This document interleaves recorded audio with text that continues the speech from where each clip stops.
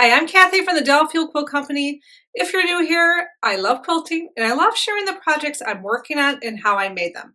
The little project I'm going to share with you today was inspired by what I saw this morning.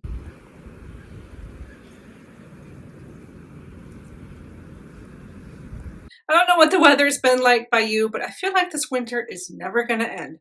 So I figured we needed a little sunshine. I hope you enjoy the video. The fabric that I'm going to need for this project is about a yard of snow, and this is a Bella Solids from Moda. And then I'm going to have a ½ yard each of sweet pink, raw gold, and honey, and these three are from Art Gallery Fabrics.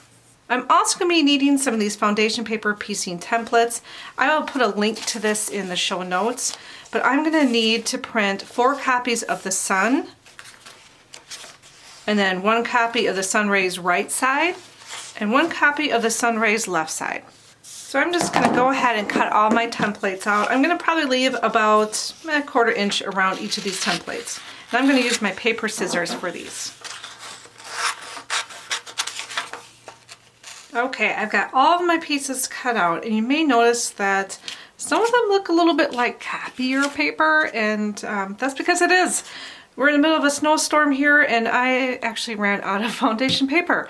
I would never recommend using copy paper, but in this case, kind of had no choice.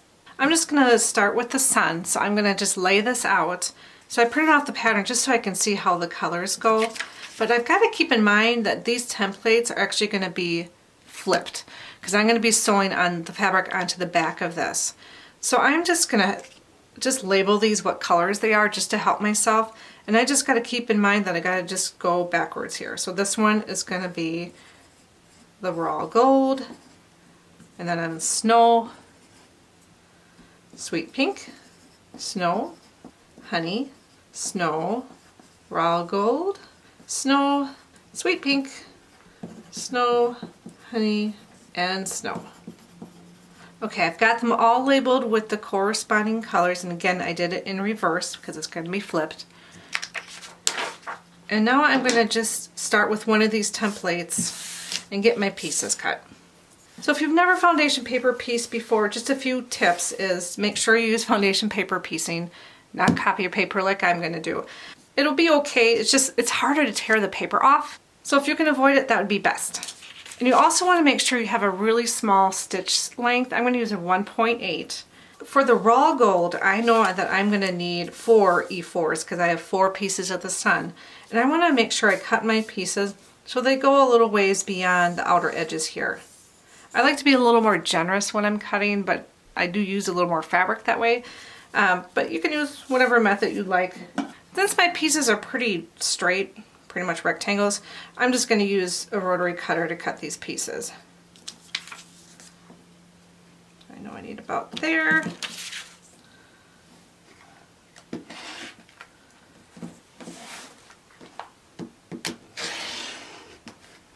I'm not being too precise with this because this is all going to get trimmed down and you're not going to see these raw edges. Okay, and again I just cut 4 right away because I know I need 4 of those. Now we need some snow.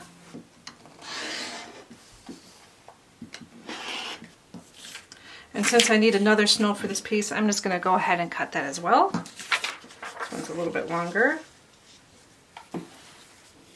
As you probably can see, I'm pretty sloppy with my pieces. I tend to do that when I'm foundation paper piecing method because it ends up really not mattering in the end. And the last one I need for this piece is going to be sweet pink. Okay, I've got all my pieces cut for the E section. And now I'm going to sew them on. And when I do this, I'm going to start with E1, and that's going to be the snow color. So I grab one of my pieces of snow, and then I'm going to use the light. I'm going to hold this up to a window or my whatever light source I've got nearby, and I'm going to just line up the snow piece so that it covers all of the E section plus the outside of it. And you probably want to go at least a ¼ inch on this line here. And this is going to be right side up. And then my next color is going to be sweet pink. And again, I like to hold it up to the light source. A little trick that I like to do is when I'm holding up to the light source, I can see the line underneath here. You probably can't see it on the camera, but then I'd like to fold the fabric on that line and just finger press it, just so I have a better gauge of where that line is going to be. And I'm going to put the pink so it's a 1/4 inch above that line, because that will give me the seam allowance. And I'm just going to flip it back over. I'm just going to make sure I've got everything covered. If you want to test this before you sew it so you don't have to end up ripping anything out, you can just put a pin on your sewing line, which is going to be between E1 and E2. And I'm just going to pin it along that line, and then if I flip it over and kind of finger press it, I'm going to hold it up to the light again and just make sure that when I fold it back over and press it, that I've got that E2 section all the way covered. Okay, the next step is I'm going to take this to the sewing machine, and then I'm going to sew a small stitch, again 1.8, right on this line here. All right, I'm at my sewing machine, and I want to just make sure that I've got my stitch length down to a small stitch length. That just makes ripping the paper off so much easier. And you can keep the pin in. I'm just going to hold this in place. And then I'm just going to sew right between E1 and E2, right on this line. I'm going to start actually at the seam allowance and just keep going.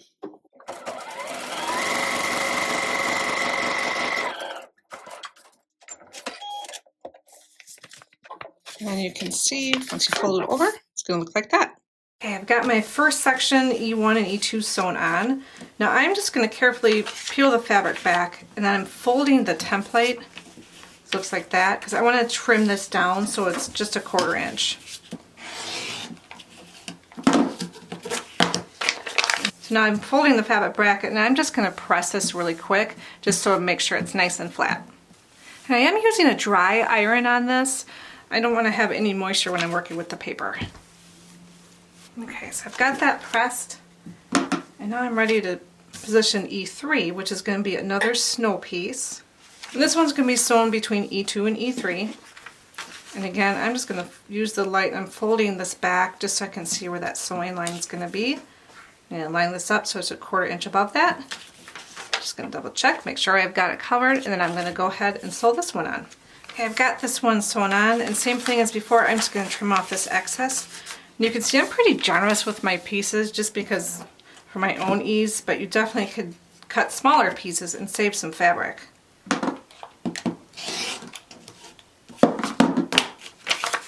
Alright, again, I'm going to fold it open and then give that a pressing. Alright, then I'm going to repeat that process and put that last piece of raw gold on there.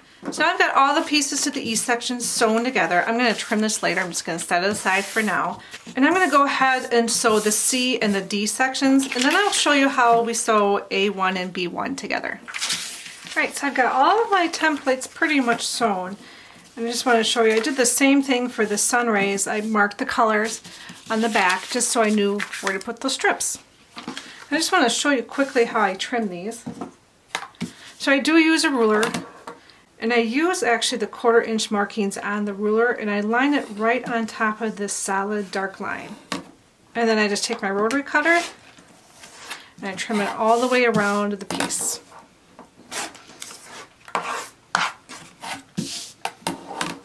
And then for the curve part, you could just use the scissors to do this. I'm just going to take my rotary cutter.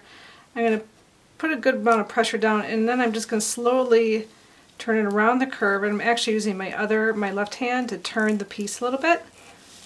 That way I can get that curve off. Okay, and then we're going to move on to the sun. So we've got a few of those pieces cut out already, but I wanted to just show you. Pretty much I put the template on top. I did pin it in place for A1 and B1, and then I trimmed all the way around to get my sun, my inner sun, and my outer sun. And then we're going to sew these two pieces together first. And to do that, I'm just going to find the center point of this 1/4 circle here on here.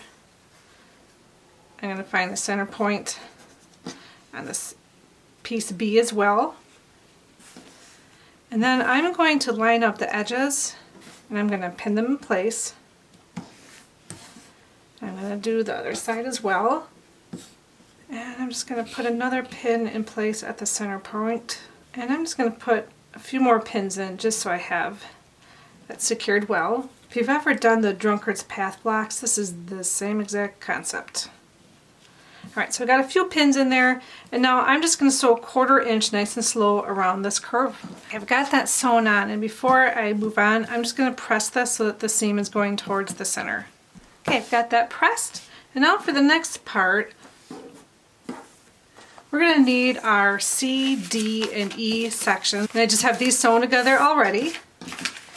And then we're going to make sure we take the paper off, so I've already got the paper off of this one.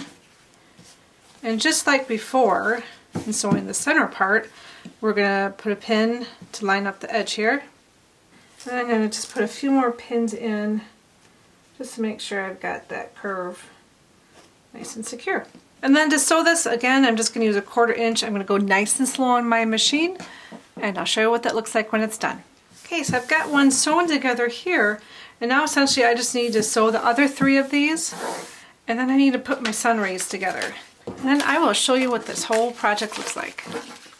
Okay, now I've got my sun and the sun rays all sewn together. I will caution you though, if you're going to be making one of these, just make sure you take the time to line up your curved seams. I had to redo mine once just because it was a little bit off, and so I just wanted to share that. So I hope that you liked this video. If you are experiencing a long winter like I am here in Wisconsin, I wish you a spring to come very soon.